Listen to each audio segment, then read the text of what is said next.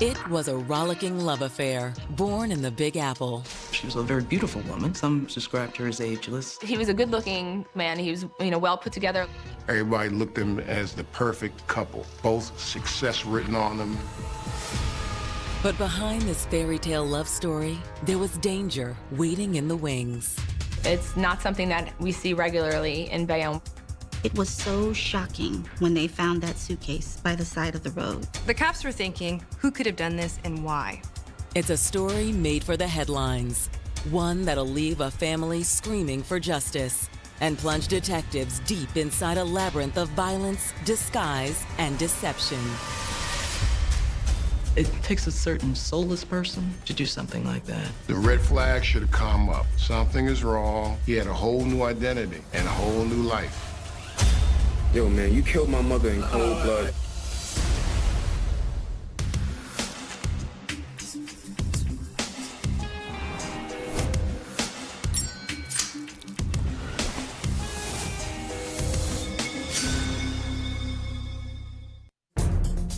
Saturday, April 7th, 2007.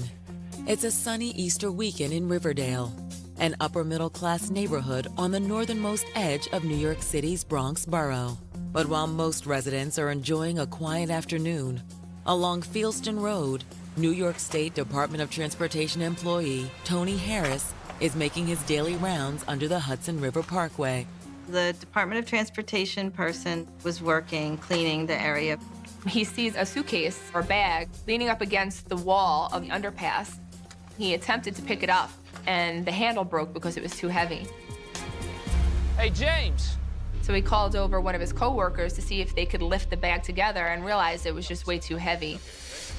Ugh, good grief, what's in that thing?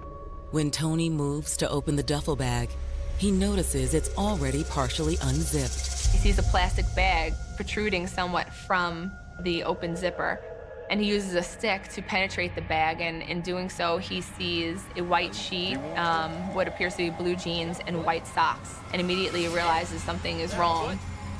I think there's a body in here. Tony makes a call to his supervisor. Hey, I think we just found a body in a duffel bag. If you'll stay back by the car, we'll check it out. Within minutes, officers are on the scene. Inside the duffel bag, police soon confirm what everyone else already fears. Yes, it is a body. They then assume a murder has been committed just based on the circumstances of how the body was found. We know that it couldn't have been natural causes. It was in a plastic bag and in a suitcase. But just where had the bag come from? And who was their victim? They really don't have much to go on here in the very beginning. This was scary because they had no idea how this person got here or who was responsible. Was this connected to drugs? Was this a hit? Was this a prostitute who was murdered? In the next 24 hours, this investigation will shift into high gear when police learn about the shocking disappearance of a New Jersey couple 30 miles away. It's the first of many vanishing acts in an investigation that will stretch for nearly 2 years. A story where what you see isn't always what you get. He seemed to reinvent himself repeatedly. He just started all over again.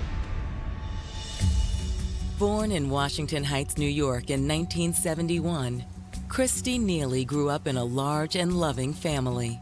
Hey, Dad. Hey. Sweetie, how y'all doing? She was one of 6 siblings. They were a very close, tight-knit group that were supportive of each other. From an early age, Christy stood out for her remarkable beauty. She just had this bright smile that would light up a room. It was infectious. She was a very beautiful woman. But everyone agreed Christy was much more than a pretty face. She was smart, she was ambitious, she was hardworking, and she wanted to make something of her life. And one area that she was interested in was the law. But in the fall of 1992, Christy's life took an unexpected turn. Christy found out that she was pregnant. She was dating a guy named Antoine, and she decided to keep the child. Christy loved her son, Jaden, and she was determined to make sure that he got the life he deserved. He was everything to Christy. Still, as much as Christy adored her son, raising a young child in New York City wasn't easy. and Christy struggled to make ends meet. She worked in Manhattan as a telemarketer. She had to be on a certain schedule to get to work on time and deal with whatever it was that she was trying to do. She came from a great family, but she was a proud woman, and most likely she did not want to ask her family for financial assistance. But New York City is one of the most expensive cities in the world, and sometimes you're just one bill away from being out on the streets. At the same time, she started having relationship issues with Antoine, who was allegedly abusive. Finally, she said, enough is enough, and she moved out. So she ends up living in the women's shelter in East Harlem. It was far from the life Christy had imagined for herself, but she still remained optimistic. Don't worry, baby. We're not gonna be here long. Then, in 2002, Christy finally made good on that promise. She was going to law school. She was looking after her child and making sure that he was moving forward in a positive direction. She herself was on an upward trajectory. While Christy enjoyed being back in school, this vibrant young mother soon found something, or rather someone, who captivated her attention just as much as law school did. 40-year-old Sean Sutherland. From the moment Christy first laid eyes on Sean in her paralegal course, sparks flew. He was a good-looking man. He was, well put together. It looked like he took care of himself as far as his physical build. Maybe 6'2", broad-chested. Sean had apparently worked in a couple of law firms, and he also worked as a caddy at some of the most exclusive golf courses in New York and New Jersey. Both her quest as well as his quest for education was indicative of this couple. Think you might want to hang out and have a drink later on? I think I like that. Okay. Yeah, I think I like that a lot. The relationship blossomed over the next several months. The two were inseparable, and they were falling harder and harder for one another. Sean basically treated her like a queen. While Sean's touch could send a shiver racing down Christy's spine, his growing bond with her son, Jaden, also made her heart sing. Sean treated him like his son. He considered Sean to be his stepfather. Want to see some hoops? Oh, yeah. You think you can beat me? Yeah, I know I can. All right, let's go. It was a great family environment. And in 2005, Sean suggested they get a place together outside New York City.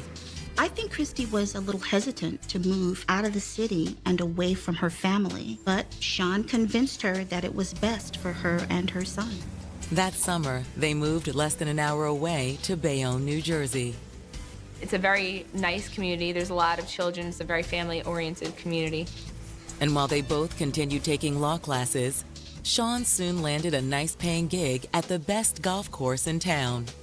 He worked at the golf course, the Bayonne Country Club, as a caddy. If you're a good caddy, you can make a lot of money, especially the club in Bayonne. Those are like senior executives in Fortune 500 corporations. With a new home, added financial security, and a beautiful blended family, Christy and Sean looked primed to continue their upward path. Everybody looked at them as the perfect couple. Both go-getters on the go, both success written on them. But no one could imagine the horrifying chain of events that was about to rip apart this happy couple's idyllic life. It takes a soulless person to do something like that.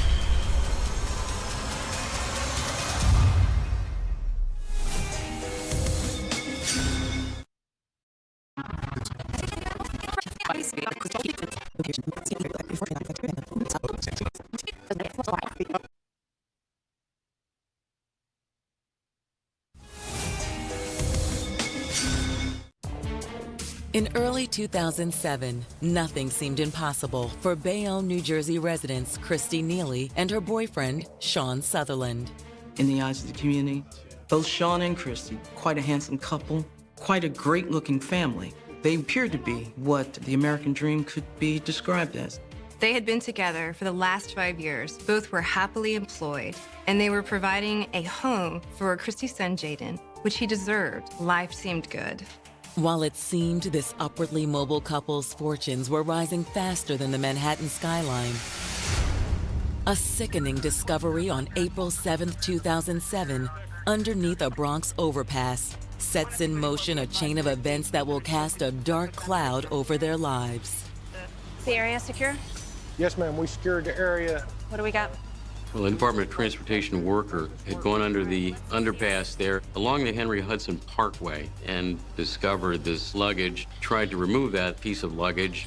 Judging by the odor, it had been there for a few days. The body had been twisted to fit inside of this suitcase. It was a really shocking find, even for seasoned detectives. The victim appears to be a female, but at this point, that's all detectives know. There was no identification on her. There was no purse. There was nothing to indicate who she was or where she came from. So she was wearing a white t-shirt, denim shorts, Converse sneakers with no laces, and a black belt with silver rings on it. While the woman's identity remains a mystery, her cause of death does not. There was a lot of bruising and abrasions indicating struggle that went on. Ultimately, her neck had been compressed. She was strangled, and that's how she was killed. This didn't happen easily, and it didn't happen quickly. And judging by the scene, their victim didn't die here. Circumstances being what they were, that it appears that it's the crime of a personal nature. Obviously, they were looking to conceal this body and discard it without anyone noticing it. As for motive, the possibilities seem endless. Is this someone who's caught up in drugs or prostitution? And is that how it came to be discarded by the side of the road? That's something to look at. Who are the people surrounding her? What lifestyle did she lead? Is it something that she's doing in her daily routine that has put her in harm's way? Or even worse, what if this is the work of a serial killer? Who knows if there could be additional bodies ending up in suitcases in New York? While the Riverdale neighborhood is one of the nicer sections in the Bronx, maybe that also made it a perfect location to dump a body. Perhaps the perpetrator might think there would have been less of a police presence. Therefore, it would have been easier to dump the body without being spotted. And as police begin talking to nearby residents, it seems there may be some truth to that theory. Ma'am, do you remember seeing anything unusual going on out here in the last 2 or 3 days? Oh, I'm sorry, I sure haven't. No cars parked out along this road that you didn't recognize? I didn't notice anything. All right.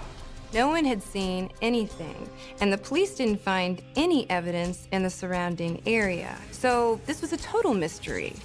If you don't have the person's prints on file, if you don't have any indication of who this person is or where this person lived, it could take years to determine who that person is.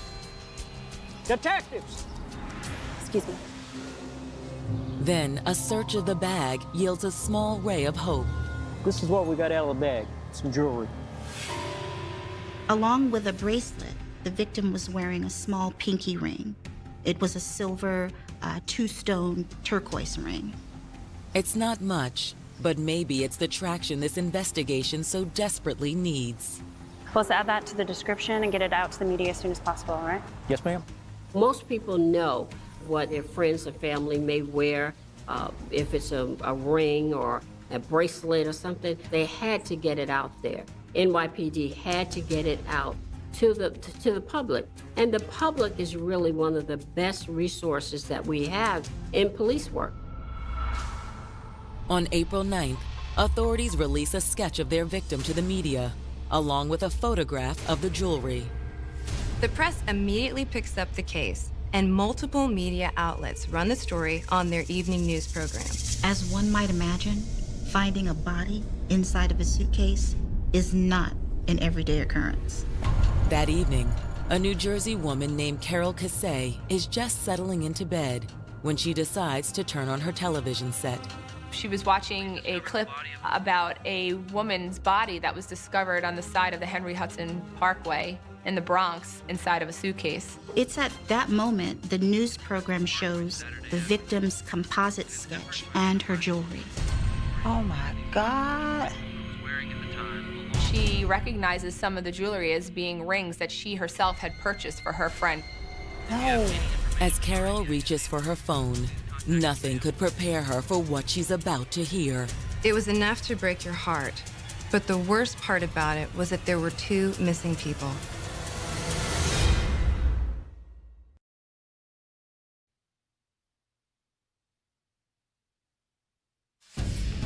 An evening news report on April 9, 2007, about an unidentified murder victim discovered underneath a Bronx freeway has jolted New Jersey resident Carol Cassay into panic mode. While Carol's watching this, she recognizes some of the jewelry as being rings that she herself had purchased for her friend Christy Neely.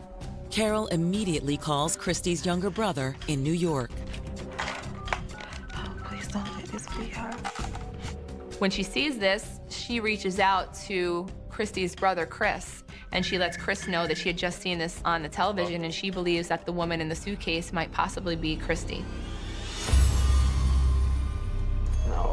No. Chris's response stuns Carol. Carol, this is hard to say, but Christy's disappeared. Yeah, she's been missing for 4 days now. What? Chris lets her know that, they're in the middle of filing this missing persons report for Christy.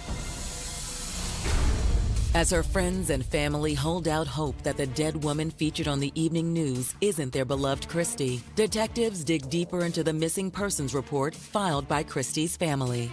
We didn't know which direction we were headed, whether we thought that she had left home due to an argument, or was there actually something more going on.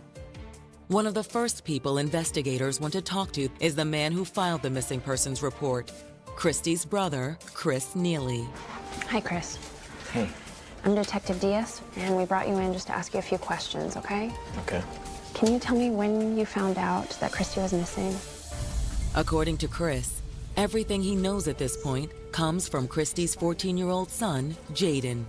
That morning, Chris apparently had gotten a panicked call from his parents. They were worried about Jaden. Chris says he rushed to his sister's apartment, where he found his nephew frightened and alone. Jaden eventually tells Chris that it's been more than 4 days since he's seen either his mother or Sean. Why didn't you tell anyone your mom and Sean was missing so long? I just thought they were coming back. He always felt like she's going to come back, talking about his mother. And he thought Sean was going to come back too. But after a few days, Chris says his nephew finally realized something was terribly wrong. Jaden was out of food, he was alone, he was scared, and it was at that moment that he decided to call his grandparents. Chris says after Jaden's call, he and his family had spent the afternoon trying to reach Christy and her boyfriend, Sean. I called the cell phone and just kept going to voicemail. Finally, Chris says he had no choice but to call the police. A patrol officer was sent to the residence to initiate a missing persons report. Chris, along with the rest of the family, wound up spending hours with the police attempting to kind of figure out what was going on. Chris claims police tried to reassure the family that Christy and Sean could still turn up. Very rarely, and thankfully, do we have missing persons investigations that amount to something serious. And have either Christy or Sean ever done anything like this before, or disappeared without? Never. For investigators, the story of the couple's mysterious disappearance is deeply alarming. But there's one thing investigators must find out from the medical examiner's office before they proceed any further. It has to do with the remains found inside the black duffel bag. They needed to know if the victim indeed was Christy. On April 10th, Christy's father meets detectives at Jacoby Medical Center in the Bronx. Soon, the family's worst fears are confirmed. News of Christy's death hits the entire family hard. He had the unfortunate experience of going to the morgue in New York and identifying his precious daughter. But no one is more devastated than her son, Jaden. He loved his mother so much, and her death caused this big empty void of loss, devastation, and sadness. Jaden is also the last person to have seen either Christy or her boyfriend Sean. And despite Jaden's loss, police need to speak to him immediately. I know this can't be easy for you, but we really want to catch the person who's responsible for your mother's death. So I just need you to take your time and tell me everything that you can remember, okay? According to Jaden, 7 days earlier, on the night of April 3rd, he, his mother, and Sean were at home. Jaden said that he went to his room somewhere between 9:30, 10 o'clock. He played video games for a couple of hours, and then he went to bed. I got up and I got ready for school the next morning. Normally, his mother would wake him up and make his breakfast before he would go to school. That morning, he woke up and he didn't hear his mother or see her in the kitchen. He's a 14-year-old, so he managed to prepare his own breakfast and get himself ready for school. But he did seek to say goodbye to his mom. But Jaden says Sean was the only one awake at that time. Sean told him that his mother was sleeping in. According to Jaden, when he returned from school that afternoon, his mother was still nowhere to be found. Mom! He asked Sean, "Where's my mother?" And he said, "I don't know where she is." And it wasn't until later on that he had told her son that she went on vacation. She said she'll be back. I don't know where she went, and left it at that. His mother's not there. He couldn't put his finger on it, but in the back of his mind, he knew something was wrong. Jaden tells police that later that evening, Sean gave him some money for takeout and told him that he had to leave town to visit a sick relative. That was the last anybody had seen of Sean Sutherland. Were you aware of any problems between your mom and Sean? They definitely argue. Christy's son had described him as being angry and upset and agitated often. No one we spoke to could describe the relationship between them as being physical in nature, but there was a lot of verbal abuse, a lot of arguing. And what about on April 3rd, that last night that you saw your mom? Did you hear them arguing at all? No, I didn't. He couldn't hear any struggle going on. To investigators, it seems suspicious that Sean left so suddenly and that he had been so evasive to Jaden about his mother's whereabouts. But as the search for Sean Sutherland intensifies, police receive an unexpected phone call, one that will change the entire course of the investigation. The police get an anonymous phone call out of the blue. And this could be a game changer.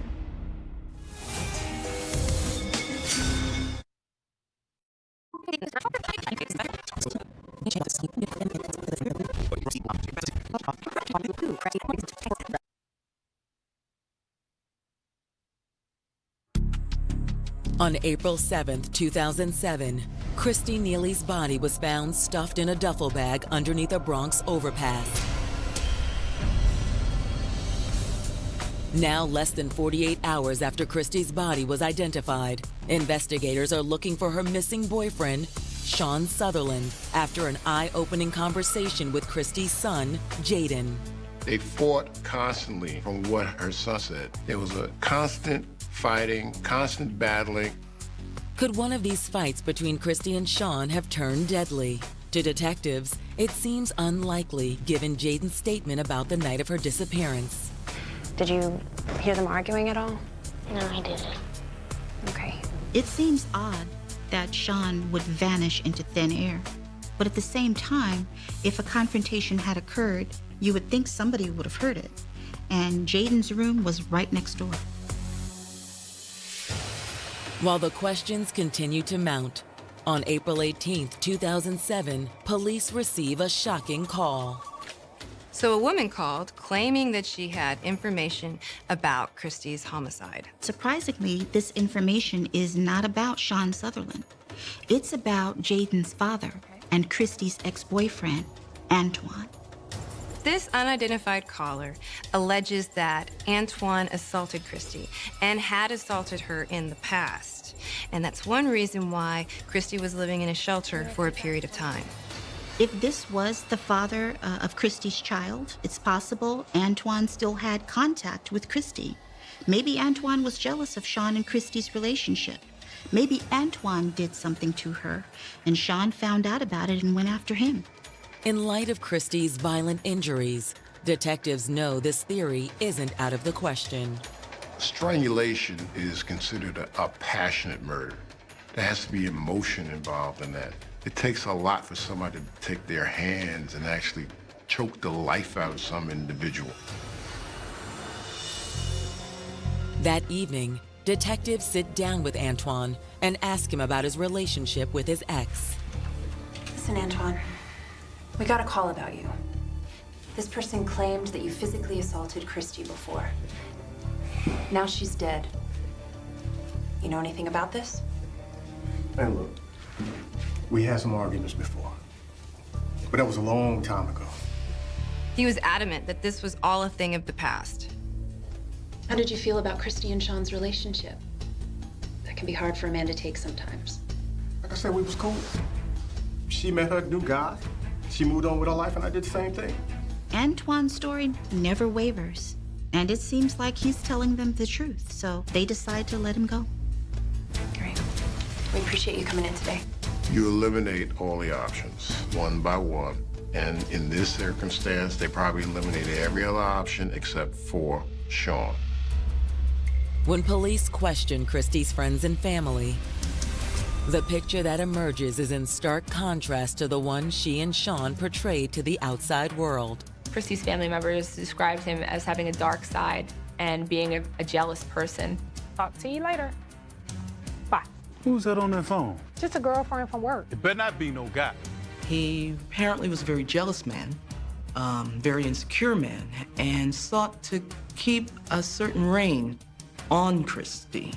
You were just so insecure. Insecure? Who you calling insecure? You. No one we spoke to could describe the relationship between them as being physical or abusive in nature. Within the state of New Jersey, domestic violence does not just mean physical contact. It can be emotional, it can be psychological. It starts to chip away at your self-esteem, and then you begin to think that it's your fault, and maybe you're doing something wrong. Family members say from the beginning, it seems Sean had completely sunk his hooks into Christy. Sean, in my opinion, wanted to be the king of his kingdom without, if you will, any interference from Christy's support system. Okay, just tone down before you wake my son. Tell me to tone down? This information definitely raises a red flag. And if the family members are to be believed, police could easily start to wonder if one man's quest for control could graduate to violence. What if Christy started to fight back a little? What if Sean felt like he wasn't in charge anymore? Obviously, there was some suspicion that Sean had something to do with this.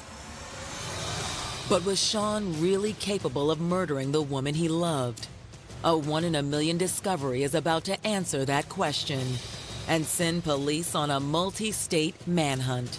He said he was just floored, like, oh my God, I know this is the guy. I just think the randomness of that all working together in one day is just very odd.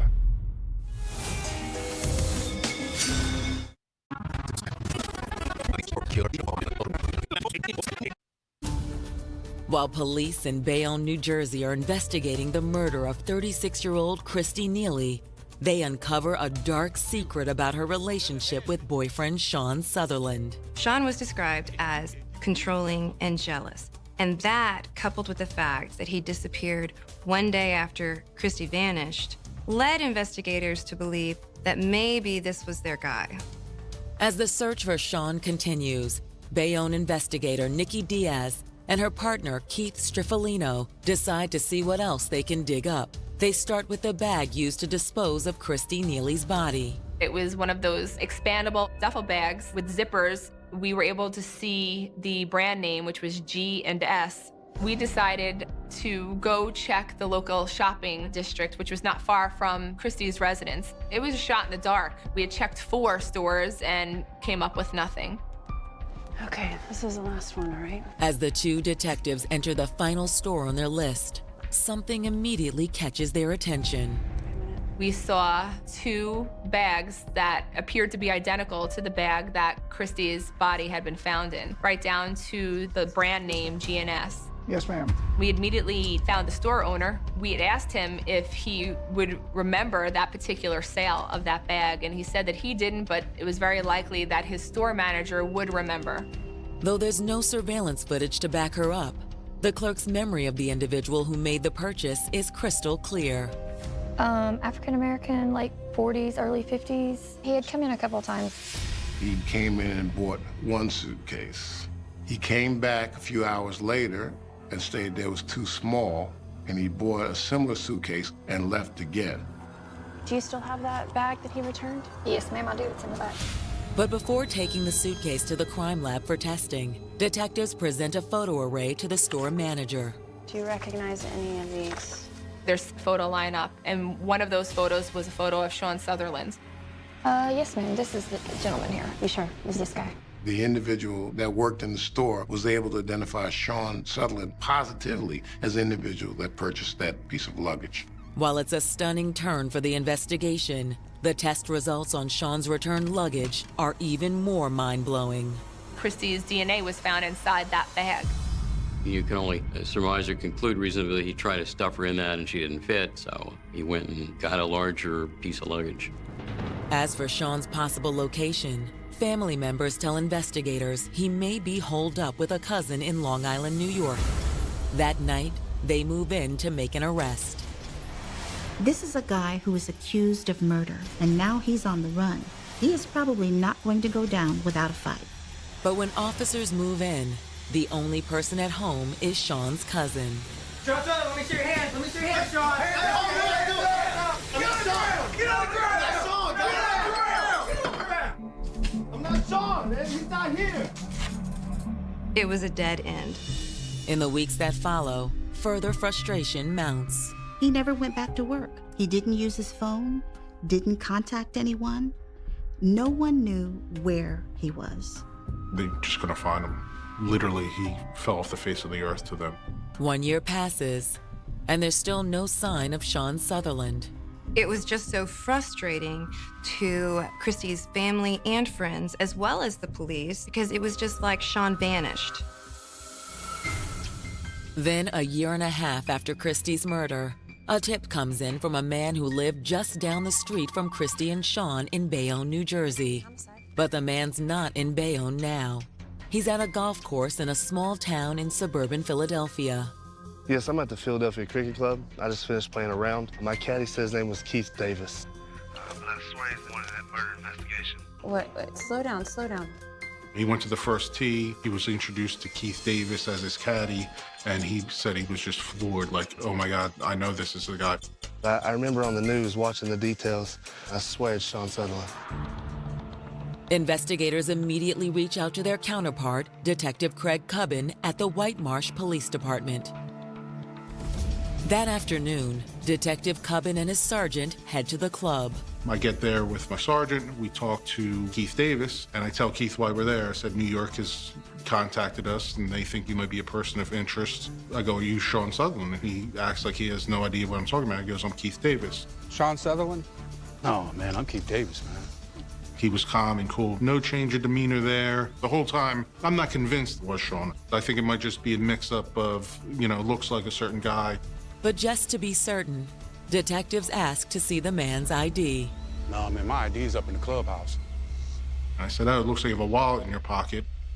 As I open up the wallet, there's an ID in there that says Sean Sutherland. He puts his head down and shakes his head. It basically says, I knew this day was coming. Put your hands behind your back. You're under arrest. News of Sean's arrest quickly reaches investigators back in New York and New Jersey. He was discovered on a golf course in another state in Pennsylvania by a person from Bayonne who happened to recognize him. It was like this was meant to be. But with Sean now in custody, there's still one act that had yet to unfold. His trial. And when it comes time for his own defense, Sean has every intention of bringing down the house. It's either yes or no. It's a yes or no question. Yo, man, you killed my mother in cold blood.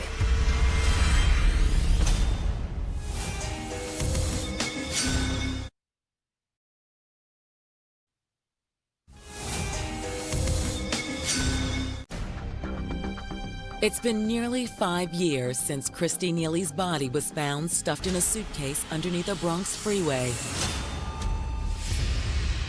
Now, after a year-and-a-half-long manhunt, the man believed to be responsible for her death, her boyfriend Sean Sutherland, is marched into a Hudson County, New Jersey courtroom to stand trial. But this will be a murder trial unlike any other. Sean decides that he's going to represent himself. He had a little bit of legal training, and he thought that was enough. He had kind of like a smug look on his face. Like he was certain that he had this covered, and there was no doubt in his mind that he was gonna be a free man. In fact, Sean's so confident in his case that his first legal maneuver is a bold yet risky one. Sutherland opted for a bench trial. In a bench trial, the judge makes a determination. He's a trier of the law, and he's a trier of the fact. Typically, in cases of this nature, all defendants elect for a jury trial. In so doing, you've got 12 jurors, and really all you need to do is convince one that there is some element of doubt. But as far as Hudson County Prosecutor Tim Moriarty is concerned, there's no question who perpetrated this crime. In his opening statement, Moriarty describes Sean as verbally abusive and claims his volatile personality was tearing his relationship with Christy apart at the seams in 2007. I've been played before. I don't have time for that. Christy's son said that Christy and Sean fought every day. Okay, just tone down. He had psychological control over her. He would keep her isolated from family, from friends, not want her to go to work, not go out into the community and reach out to people. And in that sense, he gains more power and control over her. It was not a good relationship. She starts to see the real Sean, the ugly side. So there's the two faces. You have the good side, then you have the ugly side. And behind closed doors is the ugly side. Prosecutor Moriarty asserts that on the night of April 3rd, 2007, Christy Neely and Sean Sutherland had one of their usual spats. Only this time, it turned violent. Ain't nothing wrong with me. Clearly have issues. Something had happened between them, whether it be a fight where he hit her or, whatever it may be. Christy died from blunt force trauma and compression to her neck. In layman's terms, he strangled her. It's a very violent act. Someone has their hands around your neck, and you're fighting for your life. You're fighting to breathe. I think that the most disturbing part of what happened to Christy Neely is that her son was in a bedroom close to where she was actually strangled and murdered. And he was there in the house, and Sean had no regard for him, for his life, for his future, which is such a lack of empathy and cold-heartedness. Didn't hear any struggle going on in the apartment. He said he played video games and watched TV, but there was no sense that he heard the murder occur. Authorities believe that the next morning after Jaden went to school, that Sean went to a nearby store and purchased a suitcase with the express purpose of stuffing Christy's body in it, driving 36 miles in a borrowed car to dump her body. To support the state's case, Prosecutor Moriarty highlights the slew of circumstantial and physical evidence tying Sean to the crime. He disappeared. A lot of suspicious things that he told police and the family that just didn't make sense. They did a forensic analysis on the first suitcase he bought and found Christy's DNA in the outer part of the trim. The store clerk was shown a photo array of possible suspects, and Sean Sutherland was picked out of that photo lineup. It was a pretty overwhelming case. And the most powerful testimony comes from Christy's own son, Jaden. This is a young man who loved his mother. His testimony was both powerful and moving. He eloquently spoke to the tension that was present inside the home and how Sean prevented him from going into his mother's room the day that she disappeared. But in cross, Sean tries to tear down Jaden's testimony, as well as the reputation of his mother. When you first met Mr. Sutherland, you were not living in a family shelter. When we first met you, yeah, we was living in the shelter. Did you have any problems in school? Objection. For Jaden, having to be cross-examined by the very man he believes killed his mother is more than he can take. Yo, man, you killed my mother in cold blood. But Sean does much more than rile the state's witnesses. He attempts to point the finger at other potential suspects. Whoever it was called as a concerned citizen and gave a report that basically establishes that anybody could have committed this crime against Ms. Neely. His entire defense was that the state's case was purely circumstantial and that they did not have enough evidence against him for the necessary burden of proof. Sean objected to everything he could, citing rules and statutes he really knew nothing about. It was all pretty ridiculous, but to the judge's credit, he was very patient. There's an old adage that says that an attorney that represents himself has a fool for a client. Finally, after 10 weeks of testimony, Judge Francis Schultz returns to his chambers to determine Sean's fate. On March 16, 2012, he returns with the verdict. He was found guilty of a murder, and he was sentenced to 30 years with no chance of parole. He thought that he was going to get away with this, and just knowing that he wasn't was, it was a lot of satisfaction. Christy's family and her son Jaden had been through so much for so long, so they were happy that they finally got justice in this case. Equally as important for the family is the fact that Sean Sutherland has finally been unmasked for the monster he is. Sean, one of those people that's, the life of the party, and until you get to really know him, and then he's a controlling psychopath and makes life a living hell for you.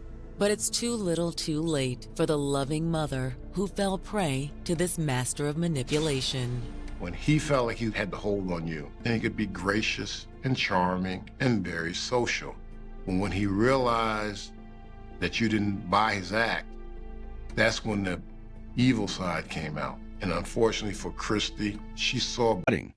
You had managers playing games, staff drinking on the job, and a young girl trying to hide her relationship with a man her parents might not approve of. The investigation became a parade of characters, each one more suspicious than the last. You had the manager who volunteered information nobody asked for, a man whose initials matched the ones a psychic supposedly whispered into the wind. Then you had Michael Bartelt, the cook who suddenly decides he has a trip to Hawaii and quits his job just days after a girl disappears. These people are the kind of lowlives who think they are smarter than the law. They lie about where they were, they lie about who they saw, and they play games with the truth until it becomes unrecognizable. I have spent my life looking into the eyes of such men, and I can tell you, the guilt is always there, hiding behind a smirk or a poorly rehearsed alibi. The evidence is a trail of breadcrumbs leading to nowhere. A gold clutch purse, an appointment book, and photos of a graduation portrait shredded like confetti along a rural road. The killer was moving, shedding the skin of his crime as he traveled across 25 miles of Wisconsin landscape. Then comes a second dump site, a white cardboard box near a farmhouse, containing the remaining bones. It was a second, deliberate act of disposal. The killer was not just hiding a body. He was staging a macabre tour of the countryside. I look at the profile of this crime, and I see a predator who felt safe, who knew these back roads better than the back of his own hand. For 19 years, the case sat in the cold, dark files of the sheriff's office, waiting. Then comes a sister, a woman who breaks the silence to point the finger at her own blood. She paints a picture of a man who was not just a killer, but a monster who preyed on his own family. It is a story that repeats itself in every precinct in this country. The monster hiding in plain sight, protected by mothers who lie and siblings who stay silent out of fear. But even then, the DNA science was in its infancy. They tested, they searched, and they came up with partial profiles that were not enough to lock the door. You have to wonder about the nature of the beast. Is it the cook who changed his story every time the wind blew? Is it the man like Wilbert Mackey, a creature who allegedly forced his own children to witness the disposal of the body? Or is it a stranger, some nameless drifter with military training and a penchant for surgical precision who moved across the country, leaving a trail of broken girls in his wake? The truth has a way of hiding, buried under decades of bureaucracy, jurisdictional lines, and the plain, old-fashioned incompetence of men who should have been paying closer attention. Stephanie Casper deserved better. She deserved to celebrate her 18th birthday. She deserved to grow old, to have a career, to love who she chose. Instead, she became a subject of debate in a file folder, a name on a memorial wall. And her family, the brothers who grew up in the shadow of her loss, the parents who lived out their days wondering who took their daughter, they are the ones who bear the true, heavy weight of this evil. It ripples through the years, never stopping, never fading. This case is not finished. Not while people like Lieutenant Van Sock are still out there fighting the bureaucracy and chasing ghosts across state lines. The DNA technology is getting better every single day. The secrets that were buried in 1969 are finally being forced into the light of the 21st century. If you know something, you speak up. It is the only way to balance the scales. Because in the end, justice is not about the process, and it is not about the politics. It is about giving a voice to the girl who was silenced, and making sure that the monster who took her life finally pays a price. That is the job. That is the truth. And that is all that really matters. Human beings are strange creatures.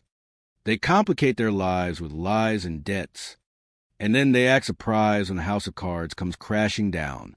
You look at a case like this, and you realize that some people would rather invent a conspiracy than admit the mundane, painful truth about the person sleeping right next to them. My, you have to be kidding me. We are talking about Melissa Casillas, a woman who vanished into thin air on the 26th of June, 2025. On the surface, the narrative is a tug-of-war between two factions. In one corner, you have the husband, Mark Casillas, a man who knows how to read the land, claiming his wife simply walked away to escape a financial nightmare. In the other, you have the Mondragons, the parents and siblings, who see a man whose story changes like the wind, a man who seemingly thrives on control and conflict. I tell you, when you look at the evidence with investigators, things start to crawl out of the woodwork. You have the factory reset phones, not once but twice at different times. That is not an accident. That is intent. That is someone trying to burn a bridge before they cross it, or perhaps someone trying to sanitize their digital footprint before they are erased. And the muddy boots sitting in the bedroom, right next to a spot that tested presumptive positive for blood, Mark points to a fish tank and a lack of spider webs. But an investigator knows that when you start making excuses before anyone has even asked a question, you are already building a wall. But then, the twist, that video footage from a house off Highway 518. There she is, at 2:18 in the afternoon, walking briskly, backpack on her shoulders, alone, alive. It flies in the face of the family's theory that she was incapable of leaving. It makes you wonder about the human psyche. What kind of pressure, what level of internal despair drives a mother, a professional, a wife, to decide that the only way to solve her problems is to cease to exist in her own life? You see the inner turmoil of the victim. If she was indeed the one who wiped those devices, she was a woman harboring a secret so profound she could not risk a single byte of data surviving. She wasn't just running, she was deleting herself. But what about the husband? Mark presents himself as the victim of an abandoned marriage, yet he displays an abrasive, defensive posture that would make any seasoned detective lean in closer. He talks about her being a flight risk, then criticizes a search, then offers up coded social media posts. It is exhausting to watch. It is the behavior of a man who is either desperately searching for his wife or desperately trying to steer the investigation away from his own front door. I have spent decades looking at the wreckage of human lives. I have seen the damage left behind when someone decides to walk out. It is a callous act. To leave a daughter, to leave a life without a word, it leaves a scar that never quite heals. And the ambiguity in this case is a rot. The police are waiting on lab results that seem to take an eternity. They are brushing aside leads about blue trucks and decapitated bodies, as if they were mere annoyances. It is a failure process that breeds suspicion, and suspicion, once planted, grows into a forest of resentment. Every time I look at the details, I keep coming back to the silence. Melissa had a life, a daughter, a routine, and then she didn't. Whether she walked away into the arms of someone helping her shed her skin, or whether she walked into a trap, the mystery remains. You have to ask yourself, what were they so afraid of that they had to wipe the past clean? Was it the debt? Was it the career? The classified clearances? The secrets held within the walls of a place like Los Alamos? Some might call it conspiracy. I call it a tragedy born from a lack of transparency. When the truth is treated like a commodity to be managed, you end up with a missing woman and a family torn apart by mutual distrust. It is a mess. A cold, calculated, and deeply sad mess. And the most chilling part? We may never know if she chose this ending or someone else decided for her. People are unpredictable, and that is the most dangerous thing about them. Human beings are strange creatures. They kill for the most ridiculous reasons you could ever imagine. Sometimes, it is not even about a reason at all. It is about a dark, creeping hunger inside the human soul, an appetite for violence that just waits for the right moment, the right quiet room, and a lock that was left unsecured. My. I tell you, in my 36 years of looking into the dark corners of the human mind, I have seen every excuse under the sun. But when a 19-year-old girl is found beaten to death in her boyfriend's bed on a quiet afternoon in Winsboro, Texas, you do not look at the horizon. You look right under your nose. Because in a town that small, a circle that tight, somebody inside knows exactly what happened. The date was May 4th, 2007. Patricia McGlone, a mother who lived with that constant, quiet worry every parent of a young girl carries, received a phone call. It was mid-afternoon, around 3:30. The caller was Jeff Stogner, her daughter's boyfriend. Right off the bat, this is strange.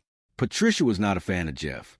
He was 21, living at home, drifting through life without a stable job, carrying a sort of dark, heavy energy that made a mother's instincts scream. They did not have casual chats. Yet here he was, asking if she had heard from Brittany. Brittany McGlone was 19 years old. She was a girl with a future, a kid working her fingers to the bone. She held down an overnight shift at the Lowe's distribution center, getting off before 5 in the morning, and she worked a second job at a discount store called Alco. Why? Because she had a dream. She wanted to go to nursing school. She wanted to help people. When you look at a victim like Brittany, you see a bright, determined light.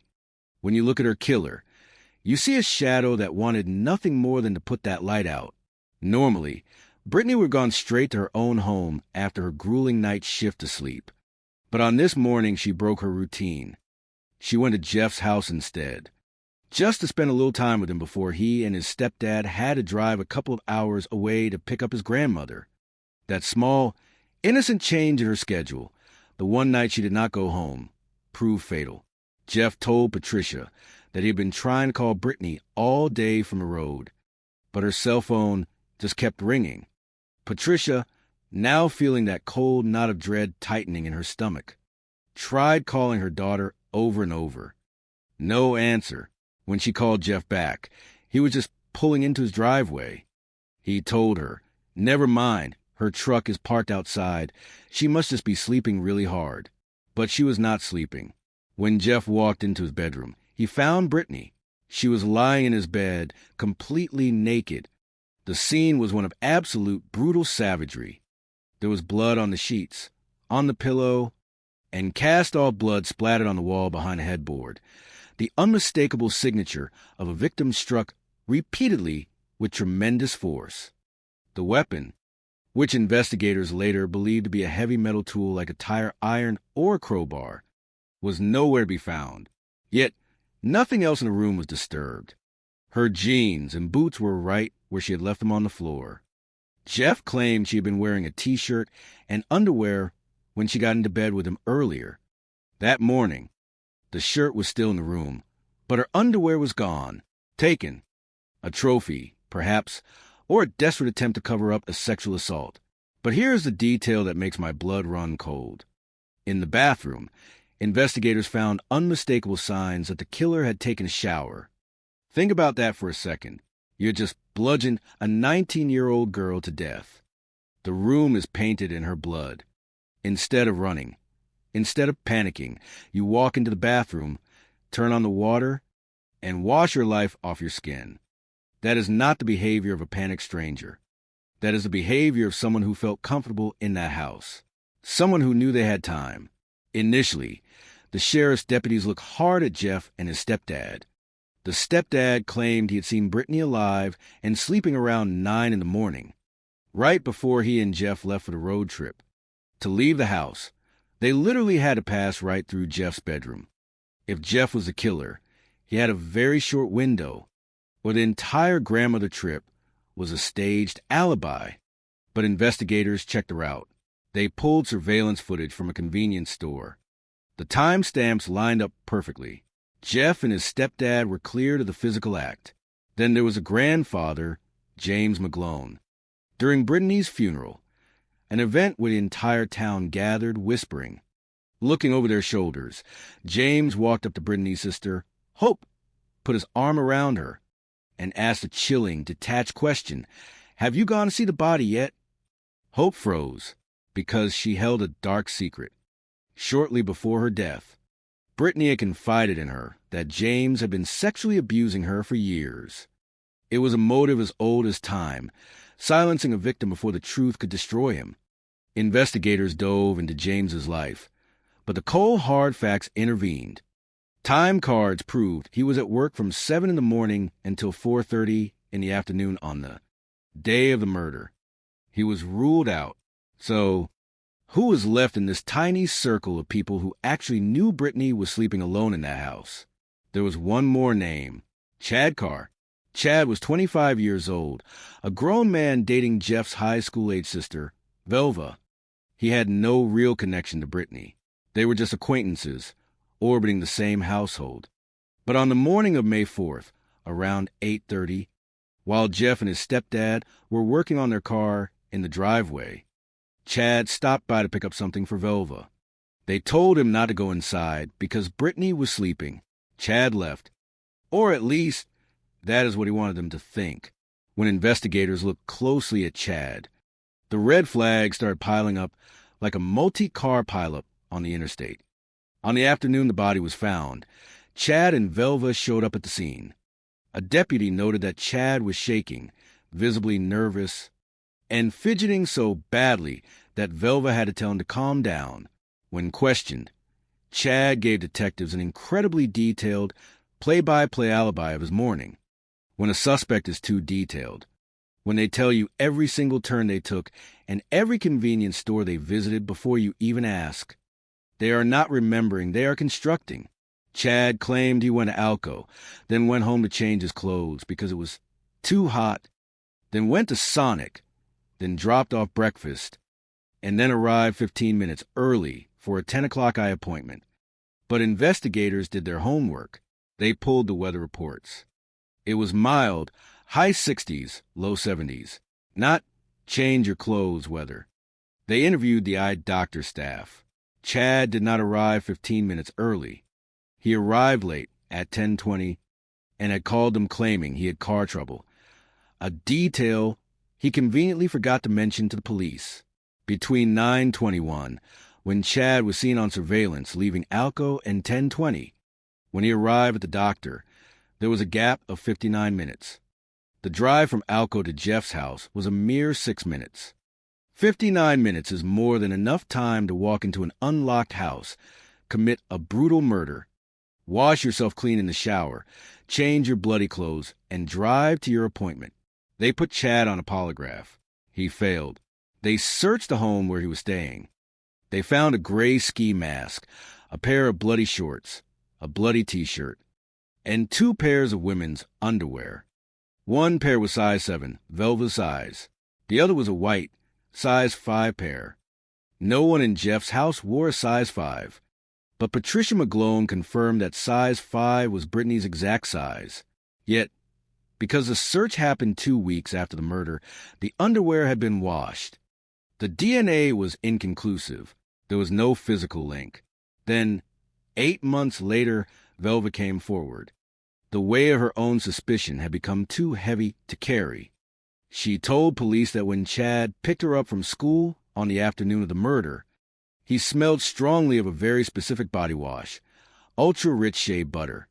It was her body wash, kept in her bathroom at Jeff's house. Chad had no reason to shower there that day. When she asked him if he had taken a shower at her house, he stayed dead silent. You have to be kidding me. And the motive? Velva said Chad had been angry and complaining that Brittany was allowed to sleep over at the house. But he was not. It is a petty, pathetic, childish grudge. But to a mind warped by a need for control and violence, a petty grudge is all it takes. Chad Carr had a history. In 2001, he had attacked a woman named Debbie in a trailer. striking her in the head with a red jackhandle, a tool functionally identical to a tire iron. When she bled, he panicked, apologized, and begged her not to tell. He went to prison for that. After he was released, he was accused of assaulting his ex-wife. He had a pattern of targeting women, of using heavy metal tools, of creeping into places where he knew women were alone. In 2022, 15 years after Brittany's life was stolen, a new sheriff arrested Chad Carr for capital murder. Captain Mike Chilson said Chad did not even look surprised.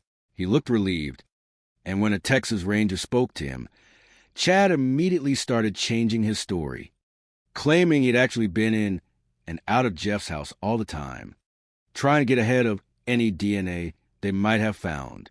But the justice system is a fickle beast. A grand jury in Texas has 90 days to review a case.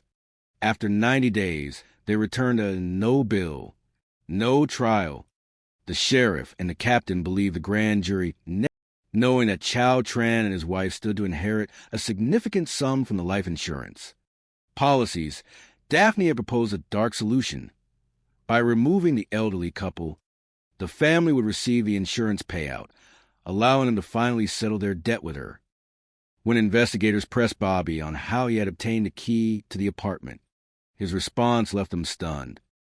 She got the key from Chow Tran. Bobby stated simply. Chapter 8, A Deal with the Devil. The revelation that Chow Tran might have been complicit in the plot to harm his own family members forced detectives to reevaluate their entire approach. They subpoenaed Chow's financial records and discovered that following the tragedy, the commercial sewing business had folded, and Chow had purchased a beautiful new home. When detectives attempted to interview Chow again, he declined to speak, directing them instead to his legal representative. The puzzle pieces fit together. To build a flawless case against Daphne Wright, the true instigator of the conspiracy, prosecutors realized they needed first-hand testimony. They made the difficult decision to offer Chow Tran immunity from prosecution in exchange for his full, truthful testimony regarding the business dealings and the events leading up to the tragedy. The conspiracy web. Only au $280,000 Daphne Wright, spiritual advisor. Bobby Guillory, paid $10,000. Willie Guillory, accomplice. With his attorney by his side, Chow described a complex dynamic of fear and spiritual control. He claimed that he and his mother-in-law had been terrified of Daphne's purported spiritual abilities, believing that she could place a devastating curse on their descendants if they failed to pay. Chow even claimed that his mother-in-law, Hong, had suggested sacrificing herself so the family could collect the insurance money and escape the debt, a claim the investigators viewed with immense skepticism. Chapter 9, The Verdict and the Legacy. In August of 2019, the trial of Daphne Wright commenced. The courtroom was filled with members of the local community, eager to see justice served after years of uncertainty. Chow Tran took the stand as the state's key witness, portraying Daphne as a relentless creditor who used fear and manipulation to dominate his family. The defense's argument. The defense team launched a vigorous cross-examination, questioning Chow's credibility and pointing out that he had received complete immunity despite his close connection to the events. They argued that Chow had acted out of pure financial self-interest, noting that the substantial insurance payout had gone directly into his possession. They emphasized a complete lack of paper documentation for the alleged $280,000 debt, a community's closure.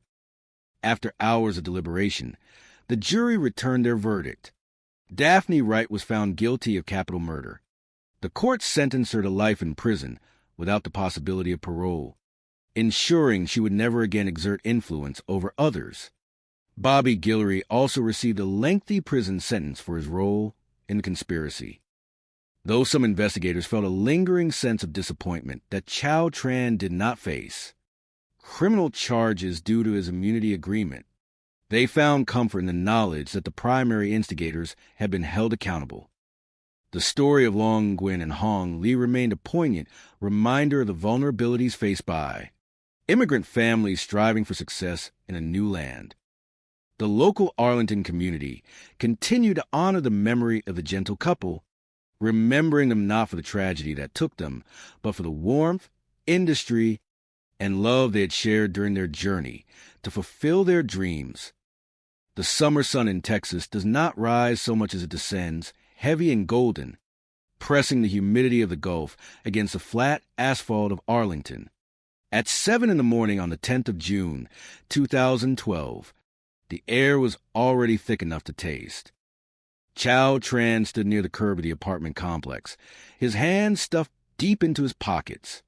He was 38 years old, his face mapped with the subtle lines of a man who spent his days looking at fabric under the harsh glare of sewing room lights. Behind him stood his wife and his teenage son, their silence heavier than the morning heat. Chow looked at the window of the second-floor apartment.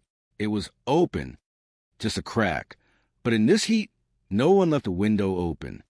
His father-in-law, Long Nguyen, who was 73, and his mother-in-law, Hong Lu, who was 68, were meticulous people. They did not leave windows open to let the expensive air conditioning escape. They did not ignore the knocking of their grandson. "Go knock again, son," Chow said, his voice barely louder than the hum of the distant interstate. The boy ran up the concrete stairs, his sneakers slapping against the steps. He knocked. He called out in Vietnamese, "Grandpa? Grandma?" There was no sound from within, only the drone of the air conditioning unit from the neighboring apartment. Chow took his phone from his pocket. His hands were shaking, not with the cold, but with a sudden, icy certainty that the world they had built since arriving in America in the year 2000 was about to split along its seams. He dialed the non-emergency number first. Then, with a throat dry as paper, he asked for a welfare check. "Can you give me their names?" the dispatcher asked, her voice calm, a sharp contrast to the rising heat in Chow's chest. "My dad's name is Long," Chow said, spelling out slowly, his English careful and deliberate. "Eluenge, last name Nguyen. Enji Gekuan. He is 70-something right now. My mother-in-law, Hong Lu." They are not answering. Within 10 minutes, the white and blue patrol car of the Arlington Police Department pulled into the gravel lot. Officer Weller, a veteran patrolman with 14 years on the force, stepped out. He saw the family gathered by the stairs. Not the usual scene of a welfare check were distant. Relative calls from another state, but an entire family unit standing in the driveway, too terrified to cross their own threshold. They saw the window open, Chow told the officer, pointing upward. "Everything inside looks down, fallen down." Weller nodded, his hand resting instinctively near his utility belt. "Stay here," he said. The wooden door of the apartment was unlocked. It yielded to a soft push, swinging open to reveal a living room that looked as though a small, violent storm had passed through it. Compact discs were scattered across the carpet, like spilled coins. A small table was overturned. "Arlington Police. Anyone inside?" Weller called out. Silence. He moved through the kitchen. The sink was dry. He checked the bathroom. Empty. The only room remaining was the master bedroom at the end of the short hallway. Weller stepped inside the bedroom. At first glance, it appeared empty. The bed was unmade, the sheets tangled. He turned to leave, his flashlight beam sweeping across the wall near a small closet. He froze. On the drywall, right next to the closet doorframe, were dark, smudged handprints. They were not the casual marks of someone leaning against the wall. They were the desperate, sliding prints of someone trying to hold onto the world as they were dragged away. Weller's heart hammered against his ribs. Every instinct honed over nearly a decade and a half told him that what lay behind that closet door would change the shape of his day and perhaps his career. He reached out, his fingers wrapping around the brass knob. He pulled it open. Chapter 2, The Calling Card. inside the small closet, wedged beneath hanging coats that still smelled of traditional Vietnamese mothballs and laundry, detergent, were Long Nguyen and Hong Lu. They were bound hand and foot with heavy silver duct tape, their limbs secure behind them in a cruel, tight binding. Their heads were wrapped entirely in the same silver tape, covering their eyes, their noses, their mouths. Weller did not need to check for pulses. The stillness in the closet was absolute. There was blood on the walls, blood on the floor, and the unmistakable scent of a life violently extinguished. He backed out of the room, his breath coming in short, shallow gasps. For a moment, his hand hovered over his radio, but his throat had closed up. He walked all the way back to the living room, standing in the center of the disordered space. Before he could find his voice, "Dispatch, this is Unit 3-4, he said, his voice cracking slightly. "I need a supervisor and a homicide unit at this location. We have a double." Within 45 minutes, the quiet residential street was blocked by yellow tape. Detective Stewart, a 21-year veteran of the Arlington Homicide Squad, arrived with his notepad in hand. He had seen the aftermath of robberies, domestic disputes, and gang warfare, but when he stepped into the bedroom closet, he felt a cold chill despite the 90-degree heat. "This is personal," Stewart muttered to his partner as they stood over the scene. "Or it's meant to look that way." The medical examiner would later note that Long's face had been wrapped in 10 feet of duct tape. Hong's face had been wrapped in 25 feet. They had not died from the blunt force trauma to their heads, though there were severe lacerations that suggested the use of a hammer or a small bat. They had died because they could not breathe. As the crime scene technicians began their slow, meticulous work, they discovered several items that seemed out of place. On the coffee table in the living room lay a small plate containing crushed blue pills, arranged as if someone had intended to inhale them. Next it was a half-burned marijuana cigarette. But the most striking piece of evidence was a glass beer bottle sitting on the kitchen counter. Wrapped around its neck was a light blue bandana, knotted tightly. The local gang unit says light blue is the color of one of the active Vietnamese crews in the area. Stewart's partner said, pointing at the bottle, "They're known for home invasions, extortion, targeting older immigrants who keep cash in the house." "Maybe," Stewart said, his eyes narrowing as he looked at the scattered CDs on the floor. "But look at this." They knocked over the CD rack. But they left the television. They left the stereo. They tore up the room. "But it looks convenient, like someone wanted us to see a robbery." "You think it's staged?" "I think we don't rule anything out," Stewart said. "Let's talk to the family." Chapter 3. The Thread from Houston. Chow Tran sat in the interview room at the Arlington police station. He was the only member of the family whose English was fluent enough to speak without an interpreter. He explained to Detective Stewart how his father-in-law had celebrated his birthday the night before. "We had a party," Chow said, his eyes red-rimmed. "Everyone was there. We ate. We played cards until 10 o'clock. Then my cousin drove them home. They were happy. They had no enemies." "Did they keep money in the house, Chow?" Stewart asked. "We know many families in the community prefer to keep cash at home rather than in the banks." "No," Chow said, shaking his head. "We have no money. The business, it has been very bad." He went on to explain that after nearly 10 years of hard work, their commercial sewing business, which once held a prestigious contract with a major entertainment company to sew children's costumes, had lost its primary client in the year 2011. The factory was silent most days. The bills were piling up. "In our culture," Chow explained, his voice falling to a whisper, "when everything goes wrong at once, we believe there's a curse, a bad spirit. My mother-in-law, she believed this very strongly. She found an advertisement in the Vietnamese newspaper, a woman in Houston, a spiritual advisor." "A spiritual advisor?" Stewart asked, leaning forward. "Yes, Her name is Daphne. Daphne Wright. She said she could lift the curse. She said she could bring the good fortune back to our business.